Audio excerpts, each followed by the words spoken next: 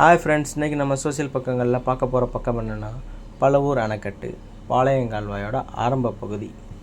இந்த பாளையங்கால்வாயோட ஆரம்ப பகுதின்னு ஏன்னு சொல்கிறேன்னா, பழவூர் அணைக்கட்டில் இருந்து தான் இந்த பாளையங்கால்வாயானது பயணப்படுது. அதனால தான் இதை ஆரம்ப பகுதியாக நம்ம சொல்கிறோம். அந்த அணைக்கட்டுக்கு தான் இப்போ நம்ம போயிட்டுருக்கோம். போகிற வழி இதான் நீங்கள் பார்த்துட்ருக்கீங்க. மேலப்பாளையம் சந்தையிலேருந்து நாங்கள் கிளம்புன கொஞ்சம் நேரத்தில் நல்லா சாரல் மலை. அந்த சாரல் மலையை நல்லா என்ஜாய் பண்ணிவிட்டு ஜாலியாக போயிட்டே இருந்தோம். கொஞ்சம் நேரம் தூரிச்சு, அப்படியே அந்த தூரல் விட்டு போச்சு. அதுக்கப்புறம் ஜாலியாக எங்களோட பயணத்தை தொடர்ந்துட்டோம். இந்த பாதை அம்பை ரோடு, அம்பாசமுத்திரம் போகிற வழி.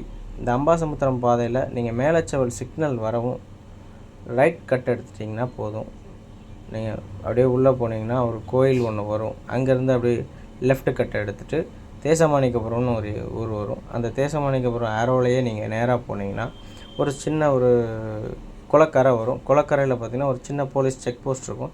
அந்த போலீஸ் செக் போஸ்ட்லேருந்து கரெக்டாக லெஃப்ட் எடுத்து கொஞ்சம் தூரம் போனீங்கன்னா போதும். ஒரு சின்ன ஒரு கால்வாய் வரும். அந்த கால்வாயோட இந்த பக்கத்துலேருந்து அந்த கரைக்கு போகிற மாதிரி ஒரு சின்ன பாலம் இருக்கும். அந்த பாலத்தை கடந்தோடனே நீங்கள் ரைட் சைட் போனீங்கன்னா புதிய அணைக்கட்டு இருக்குது.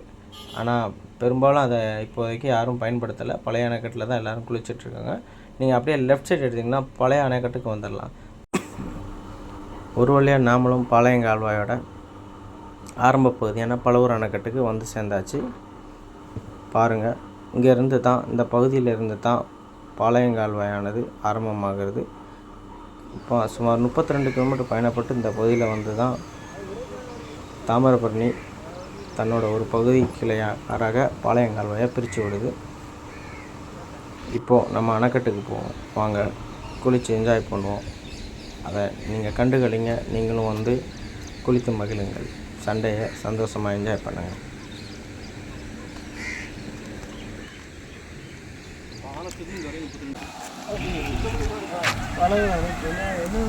பழவூர் அணைக்கட்டு. ஹாய் நண்பர்களே, இனிமையான இந்த காலை பொழுதில் அருமையான ஒரு லொக்கேஷனுக்கு நம்ம பழவூர் டேம் பார்த்தீங்கன்னா அருமையான லொக்கேஷனு, அழகான தண்ணி. இது நம்ம மணிமுத்தாறு பாபநாசம் கிட்டத்தட்ட ஒரு 38 கிலோமீட்டரு, 19 மைல் கணக்கில் தாண்டி எனக்கு இந்த பயணம் பண்ணுது. இது எங்கே போகுதுன்னா, நேராக நம்ம வழக்கமாக நம்ம போகிற தாமிரபரணி தான். கிட்டத்தட்ட 42 கிலோமீட்டர் இவங்க தனியாக அப்படியே பயணம் பண்ணுறாங்க. ஏன் ரூட்டு தனி ரூட்டு இந்த மாதிரி இவங்க அப்படியே பாபநாசத்துலேருந்து அப்படியே தனியாக நினைச்சுவாங்க. இவங்க அப்படியே போயிடுவாங்க. இது தாமிரபரணி. இதை பாருங்க, நீரேற்றம் எல்லாமே இருக்குங்க. உரை கிணறு உரை கிணறு என்ன, நம்ம மக்கள் பயன்பாட்டுக்கு தண்ணி பற்றாத காலங்களில் சம்மர் டைம்லாம் இருக்குல்ல, தண்ணி ரொம்ப தட்டுப்பாடாக இருக்கும். அப்போ இந்த உரை கிணறு இந்த ஊற்று தண்ணிகள் தான் சேவ் பண்ணியிருக்க இந்த தண்ணி மூலமாக தான் எனக்கு ஃபில்டர் பண்ணி அங்கே கொண்டு போவாங்க மக்கள் பயன்பாடு. தண்ணி தட்டுப்பாடான காலத்தில் இந்த மாதிரி தண்ணி தான் மக்களுக்கு பயன்படுது. இது பல ஊருக்கு போகுது. நம்ம பாளையங்கால்வாய் போகுது. இங்கே தண்ணி நல்லா சுத்தமாக இருக்கு. தண்ணி நல்லா தெளிவாக இருக்கும், நல்லா ஐஸ்மாக இருக்கும். நல்லா குடிச்சிங்கன்னா அது மாதிரி இது தாமிரபரணி ரூட்டு. இந்த ரூட்டு ஒன்று இருக்கு. இதே நம்ம ஊருக்கு வருவாங்க. இவங்க தான் பாளையங்கால்வாய். அது பார்ட் ஆஃப் 2 அங்கே இருக்கு. இது தாமிரபரணி. அது ஒரு பிரிவாக போய் பாளையங்கால்வாய் போகுது.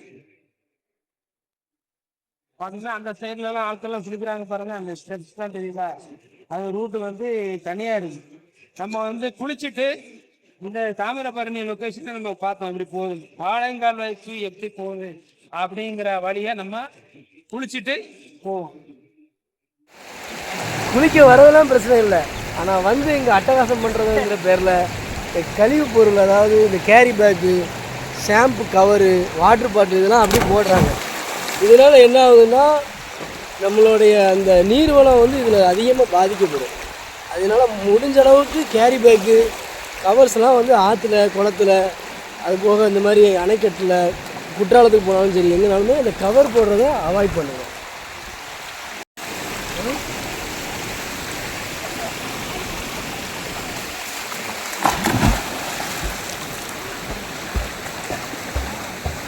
சின்ன வயசுலேயே குழந்தைகளுக்குலாம் நீச்சல் கற்றுக் கொடுங்க.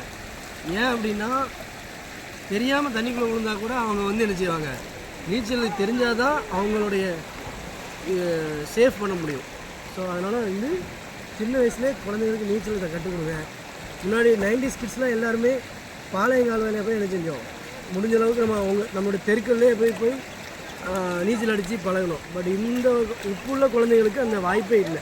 ஸோ அதனால் ஸ்விம்மிங் பூலு இல்லைன்னா ஆற்று எல்லாத்தையும் கூட்டு போய் மக்களை வந்து குழந்தைங்களை சீக்கிரமாகவே முடிஞ்ச அளவுக்கு சீக்கிரமாகவே அவங்களுக்கு வந்து நீச்சல் கற்றுக் கொடுத்துங்க.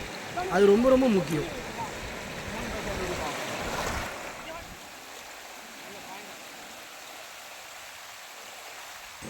இது போன்ற பக்கங்கள் அறிய எங்களோட சோஷியல் பக்கங்களில் இணைந்திருங்கள்.